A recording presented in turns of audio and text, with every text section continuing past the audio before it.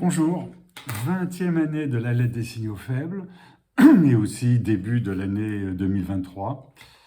Je souhaite à chacun une excellente année, bien qu'on entre dans une époque un peu spéciale. Alors je ne voudrais pas rentrer simplement ici sur l'année 2023, j'aurai d'autres occasions de le faire, mais sur la période sur laquelle on entre. On vient de quitter les 30 insouciantes, vous savez, ces années qui datent de 1990 à 2020, la chute du mur de Berlin, l'entrée de la Chine dans l'OMC, l'explosion d'Internet, l'explosion des réseaux sociaux et de la vente par Internet, des nouvelles technologies, la civilisation de la connaissance, etc., qui ont changé beaucoup de choses.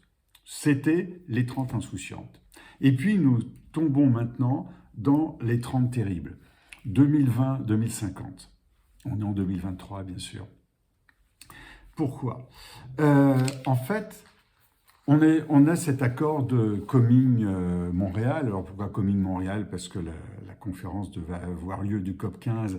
La COP15 à Coming, elle a eu lieu à Montréal et qui semble aller dans le bon sens. Elle semble aller sur le bon sens. Simplement, moi, il y a un aspect qui me semble complètement ignoré, il y a un signal faible qui me semble complètement ignoré sur la COP15 de la biodiversité, je crois, et sur la COP27 du climat, du GIEC.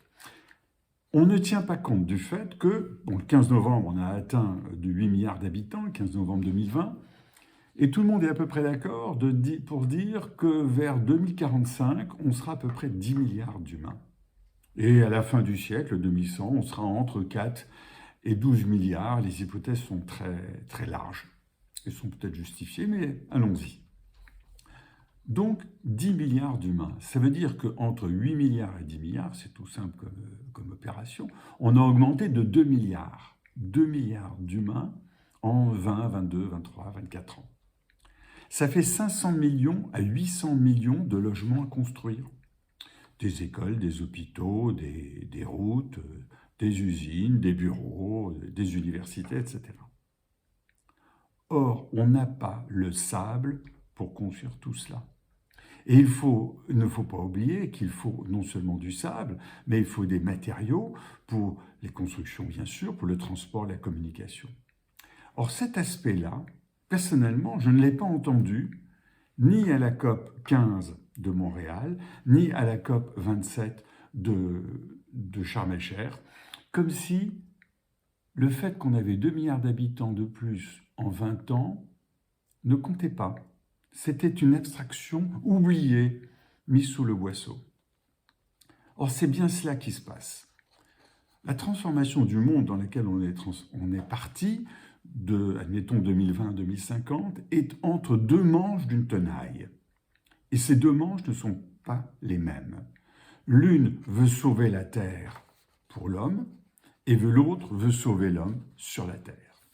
Sauver la Terre sur l'homme, c'est essentiellement tenu par les partis écologistes, au sens large, par des ONG, là aussi au sens large. On trouve surtout les ONG chez les partis écologistes et ce qu'on appelle les lobbies chez les opposants qui sont les industriels, peut-être une sorte de vocabulaire. Ça ressort massivement d'une lutte contre la pollution, les gaz à effet de serre, et en particulier le carbone. C'est ce qu'on entend beaucoup parler, les chiffres sont là pour donner ces références-là, et essentiellement, voire uniquement celles-là. Pour les actions principales engagées, il faut passer par l'énergie renouvelable, ce que disent ces gens, c'est-à-dire arrêter le nucléaire et les énergies fossiles. Or, on l'a vu au mois d'octobre et novembre, les énergies renouvelables ne fonctionnent pas lorsqu'il n'y a pas de vent et pas de soleil. Il faut réduire tous les transports à énergie thermique, la route, l'air, la mer. Déjà, pour certains, c'est pas réduire, c'est interdire.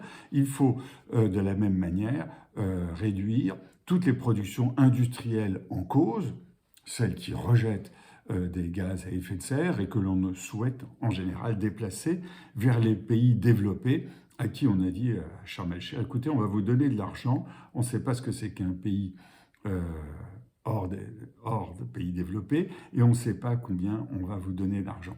Donc il s'agissait bien sûr de les déplacer dans les pays hors des pays développés. Et il faut modifier l'alimentation, notamment avec moins de bovins, car fort consommateurs d'eau. diminuer toute consommation de produits industriels, etc. Ce qui est tout à fait exact par rapport à un objectif de baisse de carbone. Et d'une manière générale, l'environnement pré-industriel de 1850 est la référence, donc avec un retour au local, en habitat, en production alimentaire, en activité, etc. Un petit peu brutal de dire cela comme ça, mais techniquement, je n'ai pas la possibilité d'en dire plus ici. Vous avez le texte en dessous qui donne le détail de ce que je suis en train de lire. Ces acteurs optent pour des résultats très courts, 5 à 7 ans en général, mais il y en a qui parlent de quelques mois. Ils ont raison, le changement climatique est affreux. Je veux dire, ce qu'on a vu, ce terrible blizzard américain, est en fait une démarche du changement climatique qui est en train de s'opérer. Donc, ils optent pour des temps très courts, 5 à 7 ans, avec de temps en temps des mises en œuvre immédiates. Quand on dit immédiate, c'est quelques semaines, quelques mois. C'est ce que demandent en tous les cas les collapsologues et les survivalistes qui admettent que l'existence de l'homme sur Terre est optionnelle. L'homme peut disparaître de la Terre si l'on veut sauver ce qui est encore sauvable de la faune et de la flore. S'il n'y a plus d'hommes sur Terre, on ne sera plus là pour voir si on a sauvé la faune et la flore. L'autre branche de la tenaille, c'est de sauver l'homme sur Terre. Alors là, c'est très différent. Cette branche est tenue en grande partie par les industriels, les agriculteurs et les acteurs de l'urbanisme. Les acteurs de l'urbanisme étant quand même assez partagés, mais il y a des bagarres chez eux. Leurs activités sont dépendantes de l'énergie nucléaire ou thermique, de la production de la chimie, du béton et des minéraux. Sans l'énergie nucléaire ou thermique, sans les minéraux, sans le béton, sans la production de la chimie, les 2 milliards d'habitants dont on a parlé habitent à la campagne, sous des tentes. Je ne sais pas, mais bon, on ne peut pas construire. Toutes les réponses industrielles proposées et connues à ce jour, alors j'ai plusieurs exemples, le recyclage des batteries, le recyclage des plastiques et ou du textile, la fusion nucléaire, donc le nucléaire sans déchets, l'hydrogène en poudre, donc avec un stockage et un transport sans danger. Juste pour trouver l'hydrogène en poudre, vous tapez sur votre moteur de recherche « hydrogène Australie ». Ça fait 30 ans qu'il y a une équipe qui bosse dessus, c'est pas nouveau. Et puis bien sûr, après tout cela, il y a aussi l'agriculture sans pétrole et bien d'autres choses. Donc ça, c'est toutes des réponses industrielles proposées et connues à ce jour. Elles demandent au moins encore 10 ans de mise au point pour industrialisation. C'est vrai que 10 ans par rapport à la première branche de la tenaille, c'est beaucoup, mais c'est le lot courant de l'ARN messager, d'Internet, de toutes les technologies qu'on utilise aujourd'hui, des médicaments, des recherches de soins, du CRISPR-Cas9, il a fallu 10 ans à peu près pour les mettre au point. Quant aux réponses plus rapides, comme les transports autonomes, le blocage vient d'industriels ou de municipalités ou de développement psychologique lié à la peur répandue, en particulier par les écologistes. Surtout pas de transport autonome. Mais oui, mais le transport autonome, c'est construire 20 millions de voitures par an au lieu de 100 millions, puisque le transport autonome est un usage et non plus une propriété. Cette branche de la tenaille ne coïncide pas avec celle des écologistes. Une branche qui a 5 à 7 ans, l'autre qui a 10 ans. 5 à 7 ans maximum, l'autre qui a 10 ans peut-être minimum. Celle-ci et celle de l'industrie lourde, y compris pour l'agriculture qui est une industrie lourde. Il faut former les gens, ça prend du temps. Ce sont des investissements lourds et on doit trouver ces investissements. Donc cette branche est d'au moins 10 ans, quand celle des écologistes est de 5 à 7 ans maximum. Les deux branches de la tenaille n'ont pas la même longueur et surtout ne se parlent pas. Ainsi se dessinent les années terribles, celles de l'incompréhension, du dialogue de sourds qui bascule souvent en France à la violence verbale, voire physique. Ça, c'est terrible pour ce qui se passe en France. Les années terribles aboutiront à la frugalité ou à rien. Je vais essayer de vous le démontrer. La solution prendra son efficacité dans la dernière décennie des années terribles, donc à partir des années 40, par des actions qui commencent à se mettre en place aujourd'hui. Dans les années 20, aujourd'hui, la taxe carbone d'importation qui s'élargira à des produits industriels, aux produits de consommation comme le textile d'ici quelques années, c'est évident. Cette taxe carbone d'importation qui va se mettre en place en 2025-2026 au niveau de l'Europe, puis celle de consommation des produits, c'est-à-dire qu'on aura une taxe de consommation, non pas une TVA, mais une taxe sur les produits, services et déplacements des populations locales. Est-ce qu'on en a vraiment besoin ? Par exemple, de prendre l'avion, de voir de la publicité de la part d'ailleurs d'acteurs comme des grands groupes de distribution qui disent « faut être écolo, faut vendre, manger du bio, etc. » et à côté qui font de la pub pour des voyages en avion, en croisière, à l'autre bout du monde. Est-ce normal ?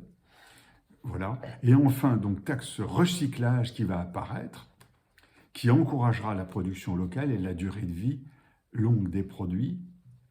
Donc cette taxe de consommation et de recyclage, elle est pour dire, vous achetez quelque chose, par exemple cette petite manette qui me sert à commander mon appareil, il doit y avoir une taxe de recyclage. Il y a des matériaux précieux à l'intérieur qu'il faut récupérer, ça coûte cher, et ça coûte sans doute plus cher de recycler cette petite manette que d'en fabriquer une nouvelle. Donc c'est pas normal. Il faut une taxe de recyclage qui fait que ce produit ait sa véritable valeur économique. Et je parlais aussi, finalement, de la troisième taxe qui serait une taxe d'autorisation de mise sur le marché, comme il existe, comme ça, l'AMA existe dans matière médicale, et comme la FDA, la Food and Drug Administration, peut élargir à certains produits de l'alimentation ou du non-alimentation à d'autres produits. Est-ce que ce produit apporte quelque chose pour ceux qui vont le consommer et donc le détruire? C'est donc cette taxe d'autorisation, cette autorisation de mise sur le marché, afin de limiter la production des produits qui ne sont sans apport positif, ces trois taxes ou des primes. On peut avoir des taxes ou des primes, c'est-à-dire qu'on aide ceux qui sont des fabrications locales et on taxe ceux qui ont des fabrications locales mais qui ne servent pas. Ces taxes ou ces primes ralentiront la consommation et les déplacements, réduiront la production de gaz à effet de serre et referont naître une production locale dans le sens de la frugalité. Vivre mieux avec moins et non pas consommer moins pour vivre moins, ce qui est la sobriété. Il s'agit de vivre mieux avec moins. C'est un état d'esprit qui va changer. Les transports autonomes seront un développement naturel et on se dira mais comment ça se fait qu'on a accepté pendant autant d'années d'avoir des transports individuels qui avaient autant d'accidents, de blessés et de morts sur les routes alors que les transports autonomes en ont beaucoup moins. Fabriquer 20 millions de voitures au lieu de 100 millions, il faut quand même y réfléchir et non seulement fabriquer mais les utiliser. Et je prends un exemple de ce temps que ça prend, comme les céréales du petit déjeuner, comme les week-ends en avion, qui doivent être remis en cause. Ce changement est générationnel. Les céréales du petit déjeuner ont mis une vingtaine d'années pour s'imposer, ce qui veut dire que ce changement de consommation, ce changement de mode de consommation des consommateurs, il faut admettre que ça prend une vingtaine d'années. Le comportement de moins consommer, moins voyager, moins jeter, ça prend une vingtaine d'années pour que toutes les générations soient concernées. On est en 2023, ça ira en 2043, 2045. Donc on voit bien ces deux tenailles. L'une est très théorique, il faut faire tout très très vite, parce qu'il y a urgence, c'est vrai. Il y a urgence. Et l'autre demande du temps, parce que ça me prend du temps à faire des mises au point. L'ARN messager a été accéléré grâce à la Covid. Mais oui, c'est un petit peu comme ça. S'il n'y avait pas eu cette maladie, ça aurait pris plus de temps. Il y a plein d'études qui sont en cours, déjà depuis une dizaine d'années, et il faut les mettre en place. Alors, est-ce qu'on est dans une partie de la tenaille ou pas? C'est un pari du futur, une vision du futur. Aucun manche de la tenaille ne peut gagner seul. Aucun manche de la tenaille ne peut gagner seul. Le nucléaire est reconnu comme nécessaire. La voiture électrique est reconnue comme étant une impasse. Chaque manche de la tenaille doit écouter l'autre au risque d'aboutir au pire. Je repars en plongée dans cette période des 20 ans de la lettre des signaux faibles. À très bientôt.